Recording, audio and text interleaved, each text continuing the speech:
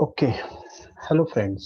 तर आपल्या या डेमो सेशनमध्ये आपण जे आम्ही आमच्या स्पोकन इंग्लिश क्लासमध्ये किंवा आमच्या कोर्समध्ये जे काही इंग्रजी शिकवण्याची पद्धत आहे, त्याचा एक छोटासा डेमो व्हिडिओ आपल्यासाठी या लेक्चरमधनं सादर करत आहोत. होप की याच्यामधनं तुम्हाला अंडरस्टँड होऊन जाईल की आमची शिकवण्याची पद्धत आणि इतर कोचिंग क्लासेस याच्यामध्ये काय फरक आहे आणि किती सोप्या पद्धतीनं आपल्याला आम्ही स्पोकन इंग्लिशचं ट्रेनिंग या ठिकाणी देत आहे. ओके. आम्ही आमच्या स्पोकन इंग्लिशच्या या सेशनला किंवा आमच्या या पद्धतीला जगातली एक सर्वात सोपी पद्धत असं पण गृहीत धरतो आणि ती आहे पण तशी, कारण त्याचे रिझल्ट्स पण तसे मिळतात. जर आपल्याला आमच्या क्लासला वगैरे अटेंड करायचं असेल किंवा ॲडमिशन घ्यायचं असेल, तर त्या ठिकाणी स्क्रीनवर जो नंबर आहे त्याच्यावर तुम्ही कॉन्टॅक्ट करू शकता. ऑनलाईन लाईव्ह बॅचेस असतात.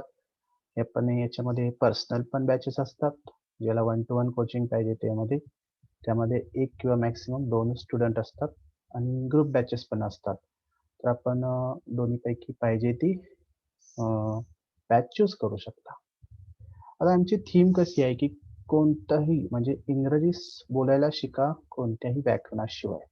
हे ॲक्चुअली आमचं ब्रीदवाक्य आहे किंवा आमचं हे एक ॲक्चुअली थीमच आहे. आम्ही व्याकरणाच्या शिवाय कसं बोलायला येईल तुम्हाला याचा विचार करूनच शिकवत असतो. फाईन.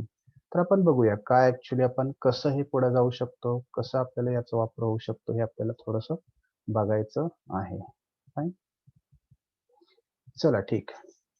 सर्वप्रथम आपण थोडंसं भारतामध्ये किंवा महाराष्ट्रामध्ये म्हणा, की इंग्रजी शिकवण्याची जी पद्धत आहे त्याच्यावर थोडीशी नजर फिरवूया. काय होतं जेव्हा आपल्याकडे इंग्रजी शिकवलं जातं, खास करून स्पोकन इंग्लिश इन भारतामध्ये किंवा महाराष्ट्रामध्ये, तर तिथं काय होतं पहिल्यांदा, की 2 गोष्टींवर भर दिला जातो. आता आपण महाराष्ट्राच्या बाबतीत बोलूया जरासं. 2 गोष्टींवर भर दिला जातो. एक तर आहे मराठी ट्रान्सलेट करून शिकवलं जातं आणि त्याच्यानंतर टेन्सचा वापर शिकवला जातो. म्हणजे काळाचा वापर. 2 गोष्टी ह्या शिकवल्या जातात. एक आहे मराठी, त्याचा वापर केला जातो आणि त्याचा वापर करून पहिल्यांदा मराठीत सेंटेन्स सांगितले जातात आणि त्याला अनुसरून कुठला टेन्स आहे तो सांगितला जातो आणि या दोघांचं मिक्सचर होऊन आपल्याला इथं या ठिकाणी इंग्रजी शिकवलं जातं. तर ॲक्चुअली ही खूप हेक्टिक पद्धत आहे आणि खूप अवघड पण पद्धत आहे आणि याच्यामध्ये खूप तुमचा वेळ जातो. आणि हे ट्रान्सलेट करता लक्षात ठेवता आपल्याला नाकी नऊ येतात आणि आपण ते करू शकत नाही. तर हा फॅक्ट आहे ॲक्चुअली. तुम्ही कुठेही कोचिंगमध्ये जावा तुम्हाला हे दिसेल. आपण एक्झाम्पल बघूया ते कसं शिकवतात. समजा असं काहीतरी मराठीत म्हणायचंय. तो करत आहे, ओके. ती करत आहे, तू करत आहे, ते करत आहे. म्हणजे त आहे जो आहे ना हा, तो त पासून आहे किंवा इथून त आहे, हा त आहे. असं जर असेल तर ते म्हणतात की प्रेझेंट कंटिन्युअस टेन्स मध्ये वाक्य येतं. कशामध्ये येतं? प्रेझेंट कंटिन्युअस टेन्स म्हणजे चालू वर्तमान काळामध्ये ते वाक्य येते असं ते म्हणतात. त आहे, त आहे आपल्याला म्हणायचं असेल. किंवा करणार आहे, करणार आहे, होती, करणार असेल असं जर आपल्याला म्हणायचं असेल तर आपण नार म्हणून म्हणतात ते फ्युचर टेन्स मध्ये येतं. ओके. आता मला तुम्हाला इथं 2 प्रश्न विचारायचे आहेत. इथं खास करून मी इथं प्रश्न दिलेले आहेत. ते तुम्ही वाचून पण इथं बघा थोडंसं रिप्लाय. क्वेश्चन नंबर 1, काय आपण हिंदी किंवा मराठी बोलताना कोणत्याही इतर भाषेचा विचार करत होतो का? पहिल्यांदा हे लक्षात घ्या. मराठी किंवा हिंदी बोलताना आपण कोणत्याही भाषेचा विचार करतो का? इतर कोणत्याही भाषेचा नाही करत. मराठीमध्ये बोलताना किंवा हिंदीमध्ये बोलतात. जे हिंदीमध्ये बोलतात त्यांच्यासाठी. दुसरा क्वेश्चन आहे, की आपण हिंदी, मराठी बोलत असताना कोणत्याही टेन्स किंवा व्याकरणाचा विचार करतो का? मी आत्ता मराठीत बोलतोय तुमच्याशी, तर मी कुठेही माझ्या मनात व्याकरणाचा विचार नाहीये किंवा टेन्सचा विचार नाही. तर मला सांगायचं आहे दोन्ही प्रश्नांची उत्तरे आहेत नो. आपण याच्या ठिकाणी कुठंही आपल्याला इतर भाषेचा विचार करावा लागतो, ना काही टेन्स किंवा व्याकरणाचा पण आपल्याला विचार करावा लागत नाही. आपण फ्लुएंटली ते बोलून येतो. मग इंग्रजीमध्ये हा जो नैसर्गिक नियम आहे, तो डावलून आपण काय करतोय, एक ढोबळ मनाने ही पद्धत वापरतोय. जी काही मराठी हिंदी भाषा असेल त्याच्यामध्ये पहिल्यांदा सेंटेन्स बघा, विचार करा, त्याच्यावर विचार करा त्या भाषेचा आणि त्या भाषेला अनुसरून इंग्रजीमध्ये कुठला टेन्स आहे त्याचा विचार करा. त्याच्यामुळे होतं काय की आपल्याला ऍक्च्युअली कळत तर नाही, प्रॉब्लेम येतो आणि दुसरी गोष्ट आपली भंबेरी उडून जाते आणि मग हे एक दिवस असं बोर होतं की असं वाटतं इट इज नॉट पॉसिबल असं वाटून जाताना आपण तो विचार सोडून देतो. So this is the fact. Actually coaching institute मध्ये असं शिकवलं जात आहे भारतामध्ये किंवा महाराष्ट्रामध्ये तुम्ही म्हणा. So that is not important. आपण मराठीमध्ये जसं टेन्सचा विचार करत नाही, व्याकरणाचा विचार करत नाही किंवा भाषेचा विचार करत नाही, तसं इंग्रजीमध्ये पण आपल्याला करायला लागू नये हे शिकवून जो शिकवू शकतो त्यालाच आपण म्हणू शकतो की तो व्यवस्थित शिकवतो. चला फॅक्ट जरासं पुढे बघूया. आता काय होतं ज्यावेळेस आपण कुठल्याही इन्स्टिट्यूटला ऍडमिशन घेतो किंवा तुम्ही जाता ऍडमिशन घ्यायला त्यावेळेस बघा काय होतं, where we learn spoken English after school और कॉलेज. पहिल्यांदा तर असं आहे की आपण 15 वर्ष शिकलेलो असतो प्रत्येक जण पहिलीपासून ग्रॅज्युएशन पर्यंत. तिथं आपल्याला इंग्रजी असतंच असतं. तरी सुद्धा आपल्याला इंग्रजी बोलता येत नाही. 15 वर्ष आपण तिथंच हे केलेलं असतं, वेळ दिलेला असतो. तरी सुद्धा आपल्याला इंग्रजी बोलता येत नाही हा फॅक्ट आहे आणि इंग्रजी ग्रॅमॅटिकली चांगलं लिहिता पण येत नाही हा पण फॅक्ट आहे. एक इन्स्टिट्यूट एका सर्व्हेमध्ये असं दिसून येतंय, इंजिनिअरिंगचा सर्व्हे केला होता. त्याच्यामध्ये 97 इंजिनियर्स असे होते की ज्यांचं स्पोकन इंग्लिश जे 10च्या स्टुडंटच्या दर्जाचं पण नाही, म्हणजे 10वीचा विद्यार्थी जो असतो त्याच्या दर्जाचा पण नाही. मग हा जो प्रॉब्लेम आहे त्याच्यामुळे आपण नंतर काय करतो, एवढी 15 वर्ष घालून सुद्धा आपण बोलत नाही. मग शेवटी आपण विचार करतो की आपल्याला कुठेतरी कोचिंग घ्यायला पाहिजे. मग कोचिंग आपण कोणाकडे घेतो, एकतर प्रायव्हेट इन्स्टिट्यूट कडे घेतो किंवा एखादा ट्युटर जॉईन करतो, पर्सनल ट्युटर. आता होतं काय, ज्यावेळेस तुम्ही इथं जाता पर्सनल ट्युटरकडे किंवा कोचिंग इन्स्टिट्यूटकडे, त्यावेळेस ते पहिल्यांदा तुम्हाला तिथं विचारा तुम्ही. तुम्ही जाऊन तुम्हीच विचारा, की तुम्ही शिकवणार काय? तुमचे कंटेंट काय आहे? तर ते पहिल्यांदा तुम्हाला सांगतील, की ग्रामरचे रूल्स शिकवतील. काय असेल ते ग्रामर सांगतील. ओके. आता मला तुम्हाला इथे प्रश्न विचारायचा आहे, की ग्रामरचे जे रूल्स ते शिकवणार आहेत त्यांना तो प्रश्न पुन्हा तुम्ही विचारा. कोणतं ग्रामर शिकवणार आहे तुम्ही? जे मी 1ली ते 12वी first standard to 12th standard मध्ये which grammar I have already learned that grammar you will teach me. म्हणजे तुम्ही तेच ग्रामर मला शिकवणार आहे का? हे विचारा. आता तर तुम्हाला विचारल्यानंतर तो पण गडबडीत गोंधळमध्ये येईल आणि तुम्हाला पण कळेल की तोच ग्रामर तो शिकवणार आहे. मग मला म्हणायचं की त्याच्यासाठी तर तुम्ही इन्स्टिट्यूट जॉईन करायची गरजच नाहीये. ग्रामरच तुम्हाला शिकायचं असेल तर आपल्याला 250 इथं मी दिले grammar book is available in market for 250 to 300 rupees मध्ये. फक्त 250 ते 300 रुपयामध्ये ग्रामरचं बुक अवेलेबल आहे. मग त्याच्यासाठी मला कोचिंगला जायची गरज काय आहे? ही पहिला प्रश्न तुमचा इथं क्लिअर झाला. दुसरं ते अजून सांगतो व्होकॅब्युलरी. व्होकॅब्युलरी म्हणजे कुठली व्होकॅब्युलरी? काही नवीन व्होकॅब्युलरी ते शिकवणार असतील तर. तर मला म्हणायचं व्होकॅब्युलरी किती मोठी आहे, किती अथांग आहे आपल्याला सगळ्याला माहिती आहे. कोणताही शब्द तुम्हाला बघायचा असेल तर Googleवर तुम्ही सहज बघू शकता आता. जाऊन तिथं मीनिंग आपल्याला लगेच कळतं. मग व्होकॅब्युलरी शिकण्यासाठी मी चाललोय का? नाही. आणि तिसरी गोष्ट ते म्हणतात की अजून प्रोनाउन्सिएशन. प्रोनाउन्सिएशन तुमचं सुधारेल. तुम्हाला US असेंट किंवा UK असेंट, युरोपियन असेंटमध्ये इंग्रजी आम्ही शिकवू असं वगैरे म्हणतात. तर त्याचा पण उपयोग होत नाही. कारण असं आहे की आपण एखादा साउथ इंडियन पर्सन जो आला मराठीमध्ये इथे बोलायला, तर तो आपल्याशी ज्यावेळेस मराठीमध्ये बोलतो, त्यावेळेस त्याचं प्रोनाउन्सिएशन थोडंसं वेगळं असतं, पण आपल्याला ते अंडरस्टँड होतं. आता तुम्ही कितीतरी अधिकारी असे बघितलेले असतील की जे साउथ इंडियन आहेत किंवा नॉर्थ इंडियन आहेत. ते महाराष्ट्रात आता सर्व्हिसला आहेत. मग तिथं त्यांचं प्रोनाउन्सिएशन मराठीमध्ये थोडंसं वेगळं आहे, बट आपण ते अंडरस्टँड करू शकतो. सो मॅटर काय आहे की प्रोनाउन्सिएशन इम्पॉर्टंट नाहीये. इम्पॉर्टंट जर काय असेल तर आपलं बोललेलं इंग्रजी, आपण बोललेलं त्या समोरच्या व्यक्तीला कळतंय हे महत्वाचं. ह्या तिन्ही गोष्टी युजलेस आहेत. ग्रामरचा रूल, व्होकॅब्युलरी आणि प्रोनाउन्सिएशन. हे तर माझ्याकडे अवेलेबल आहे. मग तुमचा मी क्लास का जॉईन करू? हा प्रश्न तुम्ही त्याला विचारा. लक्षात आलं? मग ह्याच्यासाठी तुम्ही ते करू शकत नाही. ग्रामरचा रूल जर तुम्हाला पाहिजे तर 300 मध्ये किंवा 250 मध्ये चांगल्यातलं चांगलं बुक एखादं मार्केटमध्ये मिळू शकतं. तिथे तुम्ही ग्रामर शिकू शकता. इव्हन दो तुम्ही Googleवर पण ग्रामर शिकू शकता फ्री ऑफ कॉस्ट. त्याच्यासाठी जायची गरज नाहीये. मग हे इथं हे शिकवलं जातं. ही पद्धत अतिशय चुकीची आहे. त्यामुळे इंग्रजी शिकत नाही. लोकं ग्रामर शिकतात आणि ग्रामरचे नियम चांगले माहीत असतात पण इंग्रजी बोलता येत नाही, हा प्रॉब्लेम येतो.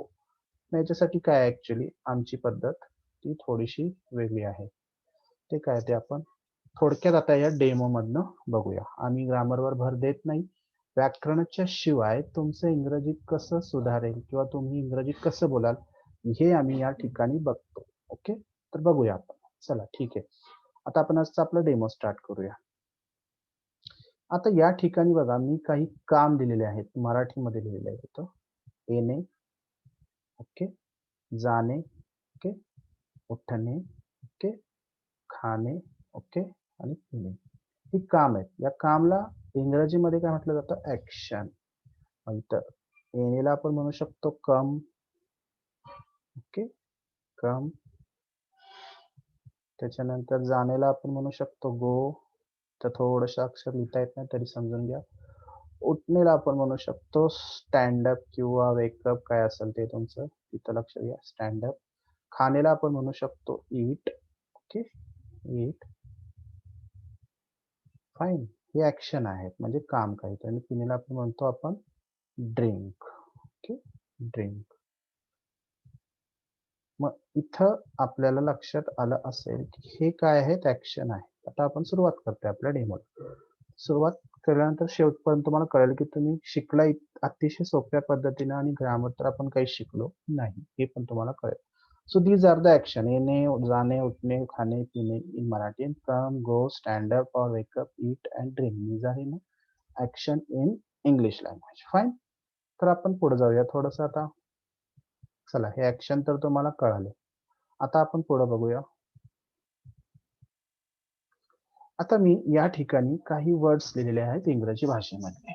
तुम्हाला करायचं काय आहे की यामध्ये ऍक्शन कुठले आणि नॉन ऍक्शन्स कुठले हे आयडेंटिफाय करायचे. जसं आपण पहिल्यांदा ऍक्शन आणि नॉन ऍक्शन बघितलं, तसं या ठिकाणी तुम्ही ऍक्शन कुठले आहेत आणि नॉन ऍक्शन कुठले आहे हे मला सांगायचं किंवा आपण ओळखूया.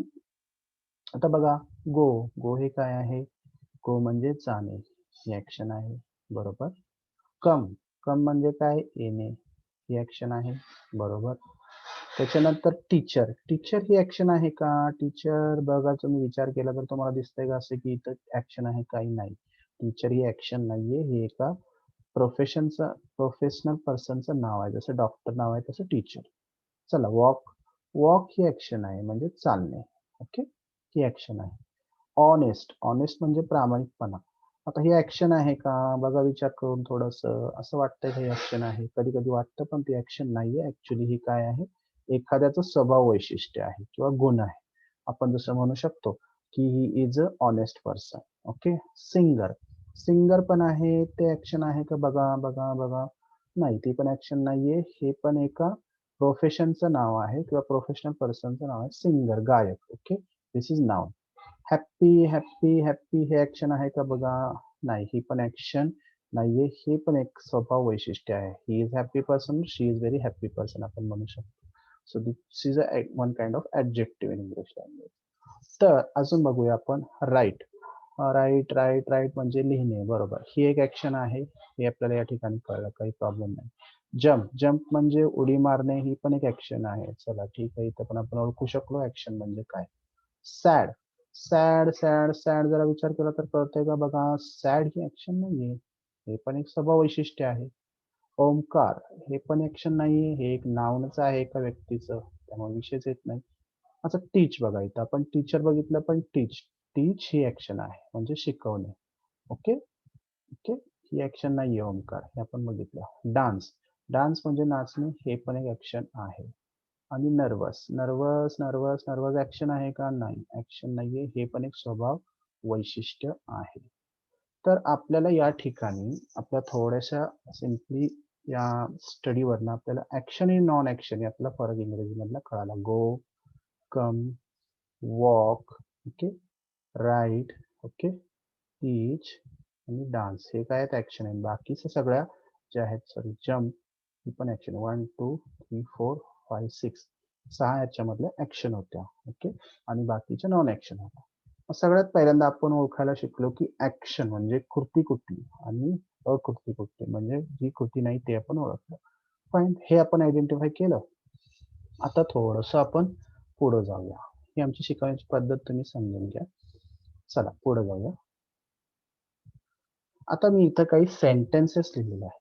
तर तुम्ही सांगायचं काय आहे, तुम्ही ओळखायचं, मी पण ओळखेन, की या सेंटेन्सेसमध्ये कुठल्या सेंटेन्समध्ये ॲक्शन आहे आणि कुठल्या सेंटेन्समध्ये ॲक्शन नाही. ओके? बघा इथं. पहिला सेंटेन्स आहे, आय एम सिंगर.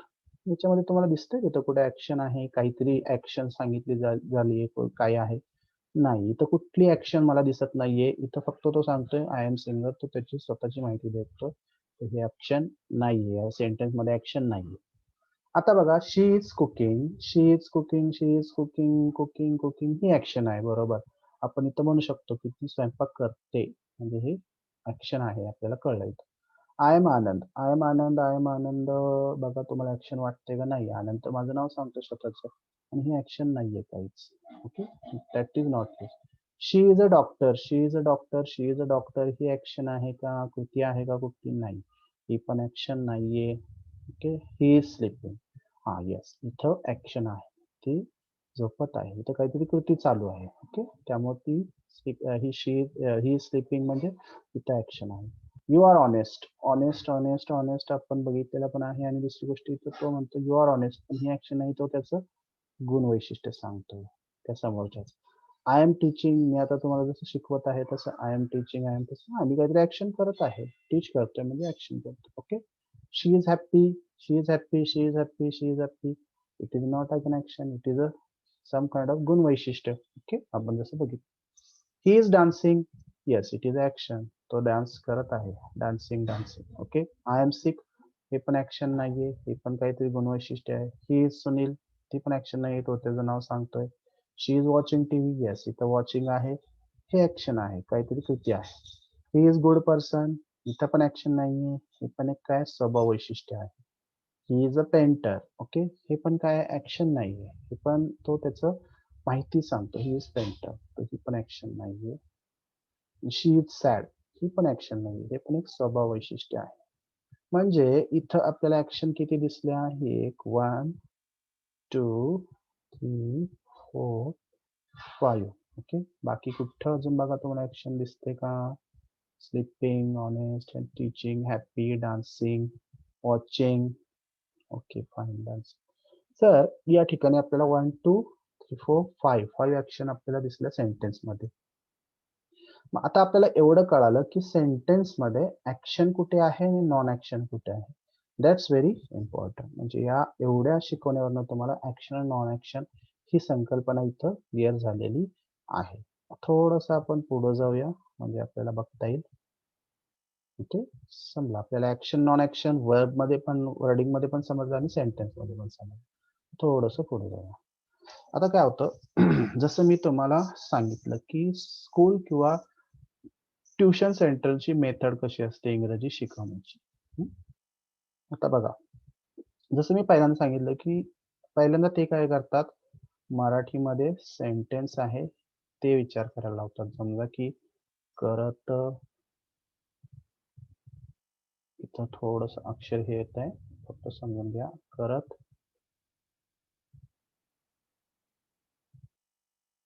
आहे, करत आहे.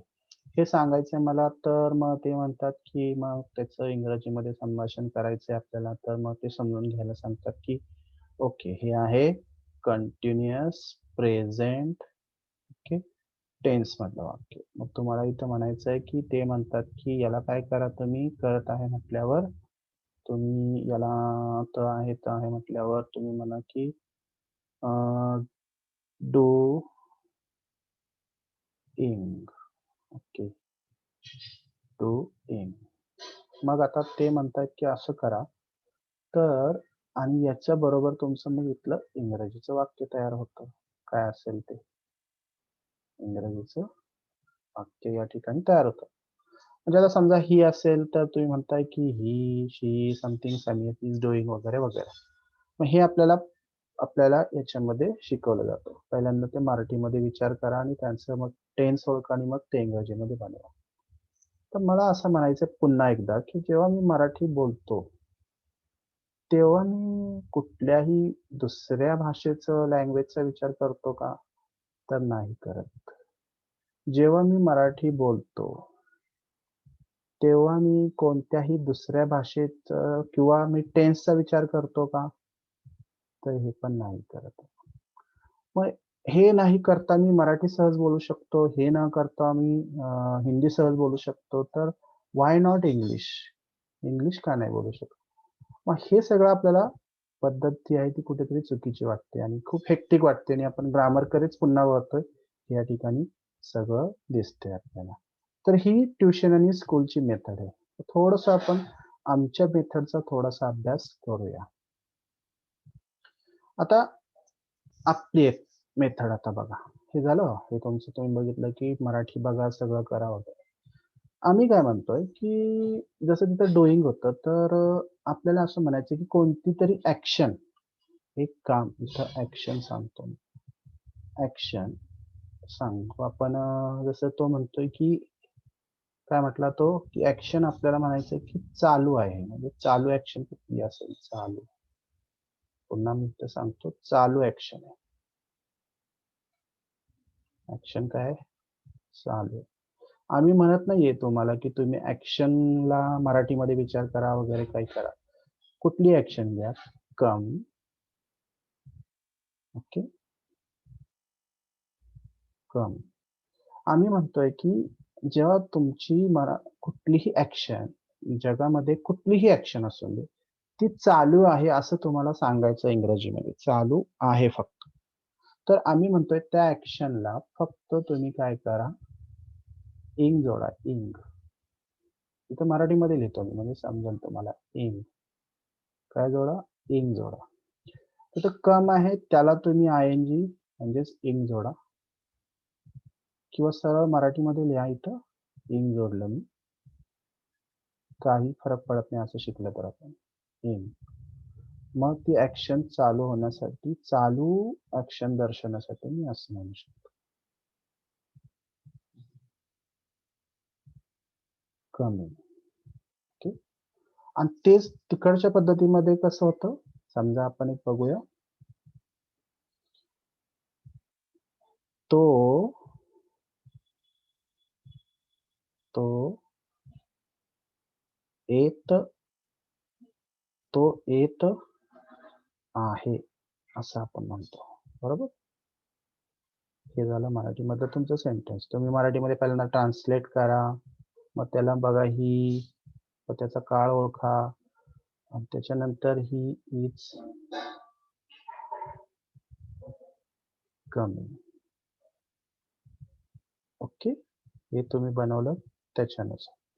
आम्ही फक्त एक हिंट दिली तुम्हाला की तिथं तुम्ही इंग जोडा. समजलं? एवढं आपण शिकलो. हे सगळं काळामधनं विचार करण्यापेक्षा आम्ही काय म्हणतोय, की तुम्ही या ठिकाणी फक्त इंग जोडा, इंग आणि सेंटेन्स बनवून टाका. ओके. कसं ते तुम्हाला थोडंसं अजून पुढं सांगतो. ॲक्शनला इंग जोडलं, की आपण कोणती action come, sleep, sleeping, come, coming, do, doing, okay. Write, writing, teach, teaching जेवढं पण आहे त्या ॲक्शनला तुम्ही इंग जोडा. इंग जोडलं, की तुम्हाला काय होतं त्याचं हे कळून जातं, की ती ॲक्शन चालू आहे. म्हणजे जगातली कुठलीही ॲक्शन जर चालू असेल, जगातली म्हणतोय मी कुठलीही ॲक्शन जर चालू असेल, तर त्याला तुम्ही इंग जोडायचं. जे काम चालू आहे त्याला तुम्ही इंग जोडायचं. एवढंच हा कन्सेप्ट इथं आता तुम्ही कळून घ्या. चला थोडंसं पुढे जाऊया. बघा इथं. आता ॲक्शन जेव्हा चालू असते, त्यावेळेस तुम्ही इंग जोडा हे तर आपण इथपर्यंत कळून घेतलेलं आहे. जसं की इथं तुम्हाला दिसतं, की ॲक्शनला आपण काय करतोय? इंग जोडतोय. इंग म्हणजेच आयएनजी. ओके. इंग, इंग, इंग हे जोडलेलं आहे. आता इथं कोणाकडनं तरी ॲक्शन होणार आहे. समजा आय कडनं होणार आहे, म्हणजे माझ्याकडनं, यू कडनं म्हणजे तुझ्याकडनं, दे म्हणजे त्यांच्याकडनं होईल, वी म्हणजे आपल्याकडनं होईल आणि ही म्हणजे त्याच्याकडनं होईल किंवा शी म्हणजे तिच्याकडनं होईल. कुणाकडनं तरी ॲक्शन होणार आहे. एवढं तर पक्का असतं. मग ज्यावेळेस आय कडनं ॲक्शन होईल, त्यावेळेस फक्त त्या ॲक्शनला ॲम जोडला. ॲक्शनच्या अगोदर ॲम जोडा. ज्यावेळेस ॲक्शन वी, यू, दे यांच्याकडनं होईल, त्यावेळेस तुम्ही सरळ त्याला आर जोडा. काही जास्त विचार करायचा नाही. आणि ॲक्शन जेव्हा ही किंवा शी कडनं होईल, त्यावेळेस तुम्ही काय करा त्याला इज जोडा. एवढं फक्त लक्षात ठेवण्यासारखं आहे. म्हणजे कोणाकडनं तरी ऍक्शन होणार आहे त्यावेळेस तुम्ही हे जोडायचं. फाईन. एम, इज आणि आर. आय कडनं एम, यू देवी कडनं आर आणि ही शी कडनं इज. थोडस इथले ऍक्शन आपण घेऊया. समजा क्लीन घेतले तर आय एम क्लीनिंग. यू घेतलं तर you are cleaning. They are cleaning. We are cleaning. He is cleaning. Okay. She is cleaning. म्हणजे इथं आपण फक्त ऍक्शनला इंग जोडलं. वॉश घेतलं तर I am washing, you are washing, they are washing, we are washing, he is washing, she is washing. समजा walk घेतलं तर I am walking, you are walking, they are walking, we are walking, he is walking, she is walking. So here फक्त concept लक्षात घ्यायची. जगातली कुठलीही action किंवा कृती चालू आहे तर मला त्या ऍक्शनला फक्त इंग जोडायचं आहे आणि सेंटेन्स बनवायचं आहे. That's very easy. इथं काहीच अवघड नाहीये आपल्याला शिकायला. आपल्याला काळाचा कुठं वापर करावा लागला नाही, व्याकरणाचा कुठं वापर करावा लागला नाही. फक्त आपण समजून घेतलं काय एकच की ऍक्शन जर चालू असेल तर मला त्या ऍक्शनला हे इंग जोडायचं आहे. चला ठीक आहे. इथपर्यंत तर आपण क्लिअर झालेलं आहे आपलं. पुढे आपण बघूया. इथपर्यंत झालं, ऍक्शन चालू आहे, इंग जोडलं. पुढे आता काही वेळा काय होतं, ऍक्शन कंप्लीट झालेली असते, जस्ट कंप्लीट. आता समजा मी एक उदाहरण घेऊन सांगतो तुम्हाला, म्हणजे तुम्हाला कळेल. जसं आपण इथं म्हणत होतो की आय एन जी जोडलं, इंग जोडलं आणि आपण म्हटलो की ऍक्शन चालू आहे. थोड्या वेळानं ती ऍक्शन कंप्लीट होत येते. समजा आता 6 वाजले समजा, तर 6 वाजता ती ऍक्शन किती वाजता, 6 वाजता कंप्लीट झालेली. मग आता ऍक्शन थोड्या वेळापूर्वी कंप्लीट झालेली आहे, तर मला ती ऍक्शन काय करायचं, इंग्रजीमध्ये स्पीक करायची किंवा बोलायची आहे. तर मी ते कसं करणार हे आपल्याला बघायचं आहे फक्त. ओके, बघूया आपण. जसं मी तुम्हाला म्हटलं की चालू ऍक्शन आहे, तिथं तुम्ही काय करा, आय एन जी इंग जोडा. ओके, काय जोडा, इंग जोडा, इंग. तर मला इथं म्हणायचंय की ऍक्शन थोड्या वेळापूर्वी, जस्ट थोड्या वेळापूर्वी कंप्लीट झालेली आहे, कंप्लीट झालेली आहे असं मी म्हणतो. ओके, तर तिथं ऍक्शनला, तिथं ऍक्शन आहे तशी अशी तीच लिहा. ऍक्शन जी आहे ती कुठली पण ऍक्शन. ओके, आणि त्या ऍक्शनला तुम्ही इथं जसं इंग जोडलं तसं तुम्ही ड जोडा. काय जोडा, सॉरी, ड जोडा. इथं तुम्ही ऍक्शनला काय जोडत होता, चालू आहे म्हटल्यावर ऍक्शन, तर इथं तुम्ही जोडत होता इंग, इथं तुम्ही ड जोडा. फॉर एक्झाम्पल म्हणतो मी, असं जस्ट बिफोर कंप्लीट झाले, थोड्या वेळापूर्वी. तर समजा वॉक ही ऍक्शन घेतो मी, वॉक. इथं पण लिहूया आपण की वॉक. तर इथं आपण त्याला काय करत होतो, इंग जोडत होतो, इंग, आणि ती बनत होती कशी, वॉकिंग, वॉकिंग. चला ठीक आहे, इथं थोडासा अक्षर समजून घ्या. इथं त्याला म्हणतोय मी तुम्हाला ड जोडा फक्त. काय, ड. मग ते तुम्ही कसं लिहा, ड म्हणजे शब्दशः ड नाही जोडायचा, वॉक नंतर फक्त ईडी जोडायचा, ईडी. वॉक नंतर फक्त ईडी जोडायचं. इथं ईडी जोडायचं आहे आपल्याला, आणि इथं इंग जोडलं होतं आपण. हा फरक फक्त लक्षात घ्यायचा.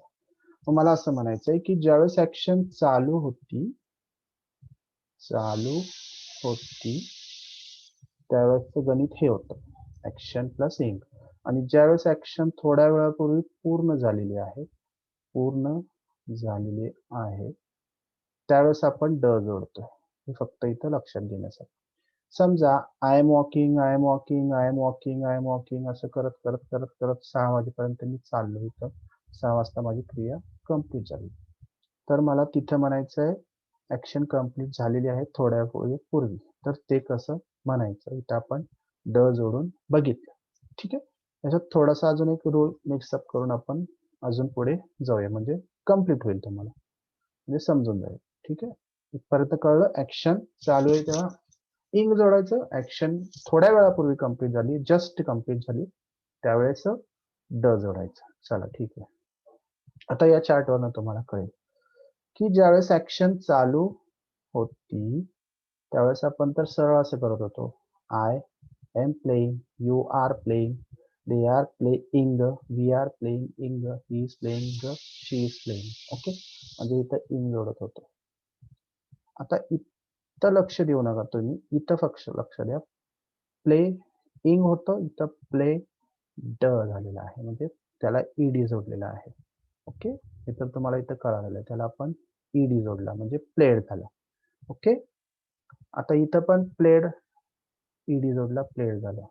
ड जोडला, ईडी झाला. ओके, ईडी जोडलं, ड झालं. इथं ड जोडला, इथं ड जोडला. ओके, म्हणजे प्लेड प्लेड प्लेड हे प्लेइंगचं प्लेड झालं. आता पुन्हा ऍक्शन कोणाकडनं तरी कंप्लीट झाली आहे थोड्या वेळापूर्वी, जस्ट बिफोर. तर आय कडनं झाली तर तुम्ही हॅव जोडा, क्यू कडनं झाली तर तुम्ही हॅव जोडा, दे कडनं झाली तर तुम्ही हॅव जोडा, वी कडनं झाली तर तुम्ही हॅव जोडा, ही कडनं झाली तर हॅज जोडा, आणि शी कडनं झाली तर हॅज जोडा. म्हणजे फक्त ही आणि शी यांना तुम्हाला काय करायचंय, किंवा कोणतंही नाव नसेल, समजा समीर, तर तुम्हाला तिथं हॅज जोडायचंय, आणि बाकीच्या सगळ्या ऍक्शनला तुम्हाला इथं हॅव जोडायचं. Okay, so that's very important. Action चालू आहे जगातली कुठली तर इंग जोडा, ऍक्शन थोड्या वेळापूर्वी कंप्लीट झालेली आहे तर ड जोडा, आणि ड जोडत असताना आय वी दे वी असेल तर हॅव जोडा, आणि ही आणि शीलाच फक्त हॅज जोडा. इथपर्यंत कन्सेप्च्युअल क्लॅरिटी तुम्हाला झाली असेल.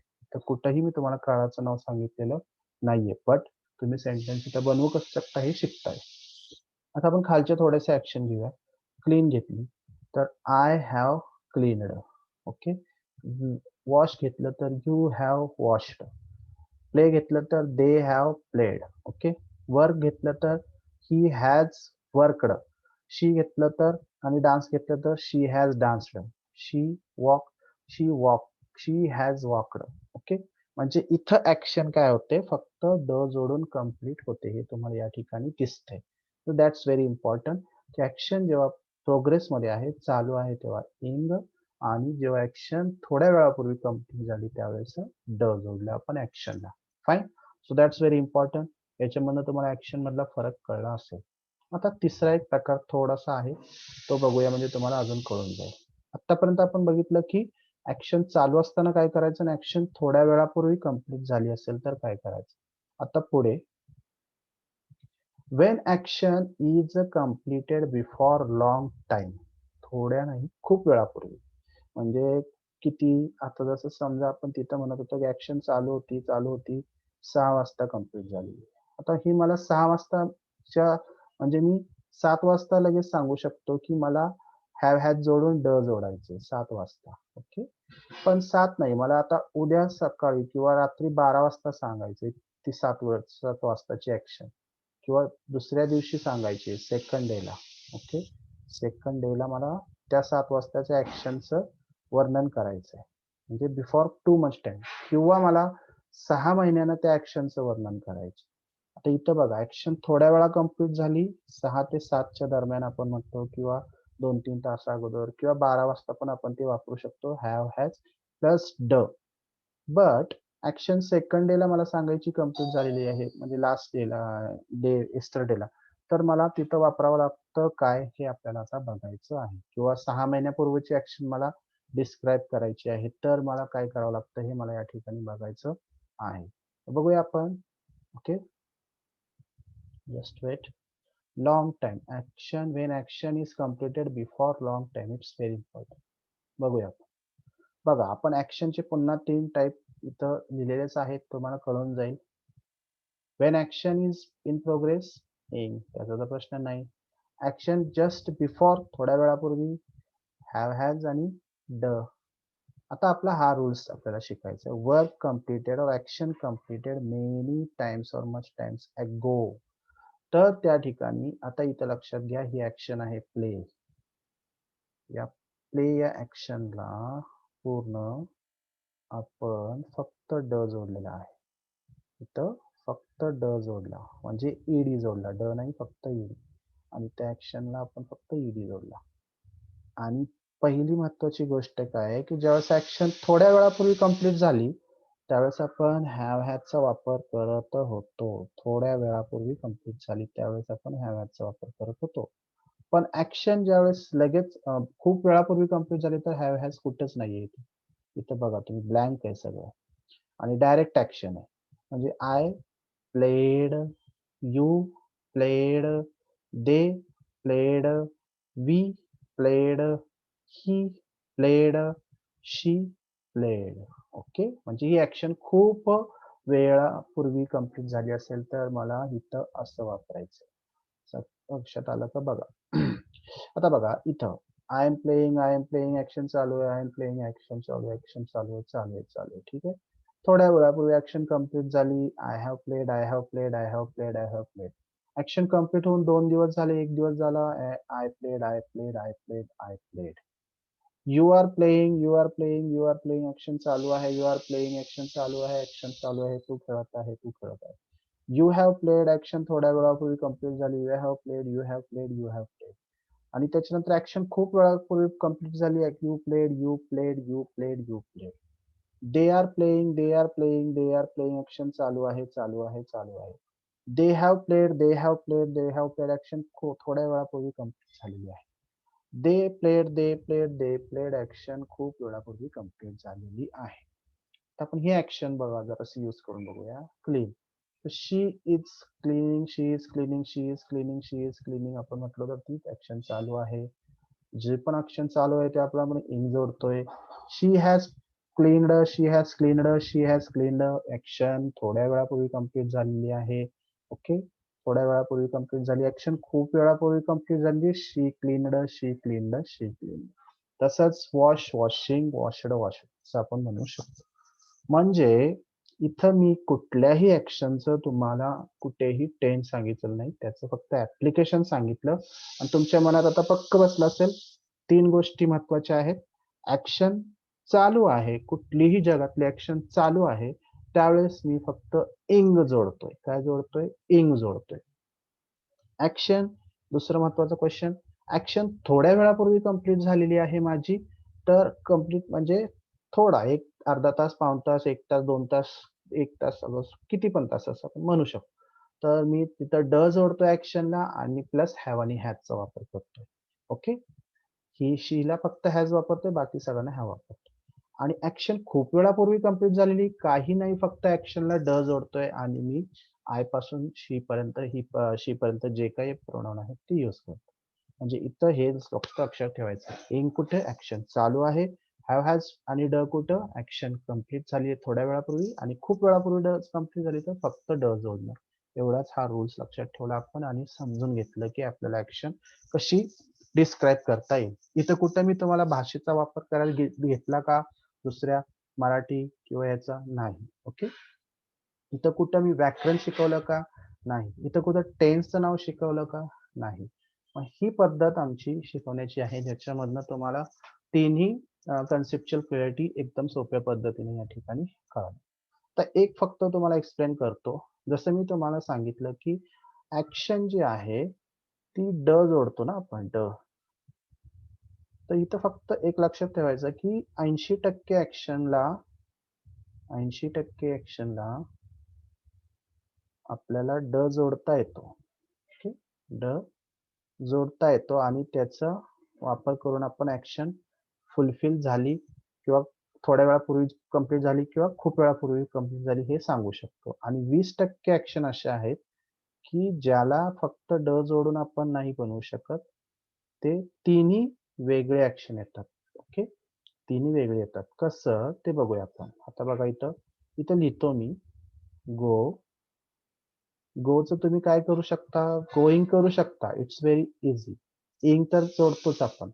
तुम्ही सेकंडला तुम्ही गोड नाही म्हणू शकत. तिथं आपण म्हणतो वेंट. सेकंड म्हणजे या ठिकाणी आपल्याला जर म्हणायचं असेल तर कुठे? ऍक्शन खूप वेळापूर्वी कंप्लीट झाली असेल तर वेंट वापरायचं आणि त्याच्यानंतर त्याचा एक फॉर्म येतो, तिसरा फॉर्म येतो, त्याला म्हटलं जातं गॉन, जो आपण ऍक्शन थोड्या वेळापूर्वी कंप्लीट झाली या सेशन मध्ये वापरतो. थोड्या वेळापूर्वी कंप्लीट झाली असेल तर आपण वापरतो. म्हणजे असे काही ऍक्शन आहेत ज्यांचे तिन्ही फॉर्म वेगळे असतात आणि तिथं फक्त ड जोडता येत नाही. असे 20% ऍक्शन आहेत जे तुम्हाला फक्त लक्षात ठेवायचे आहे. जास्त काही डोकं चालवायचं नाहीये तुम्हाला. तेवढंच 20% ऍक्शन जे आहेत त्या लक्षात ठेवायच्या. 80% ऍक्शनचा तुमचा विषय संपला की तिथं फक्त ड जोडायचा आहे. ओके, ऍक्शन थोड्या वेळापूर्वी कंप्लीट झाली तिथं सुद्धा आणि ऍक्शन खूप वेळा कंप्लीट झाली तिथं सुद्धा फक्त ड जोडायचं आहे त्या ऍक्शनला. बाकी काही रूल खास महत्वाचा नाही. 20%चं तुम्हाला थोडस लक्षात ठेवावं लागेल. तर मित्रांनो, हे असं आपलं शिकवण्याची पद्धत आहे. होप की तुम्हाला यातनं कळालेलं पण असेल, काही प्रॉब्लेम नाहीये. याच्यातनं तुम्हाला कसं काय वाटलं सेशन हे मला रिप्लाय करा. आणि पुन्हा एकदा सांगतो की हे आमचे ऑनलाईन जे क्लासेस असतात जे झूमच्या द्वारे गुगल मीटच्या द्वारे होतात, त्याला तुम्हाला ऍडमिशन घ्यायचं असेल तर तुम्ही कॉन्टॅक्ट करू शकता. मी तुम्हाला इथं स्क्रीनवर पहिल्यांदा इथं दिलं पण होतं माझं कॉन्टॅक्ट नंबर वगैरे. याच्यावर तुम्ही ऑनलाईन लाईव्ह क्लासेससाठी आमच्या संपर्क करू शकता. याच्यामधून तुम्हाला कळलं असेल की आमची शिकवण्याची पद्धत कशी आहे ती. फाईन. प्लीज कुणाला जर कॉन्टॅक्ट करायचा असेल तर करा. या सेशनमध्ये काही डाऊट्स असतील तर मला विचारू शकता. Okay, bye. तर आपण भेटूया.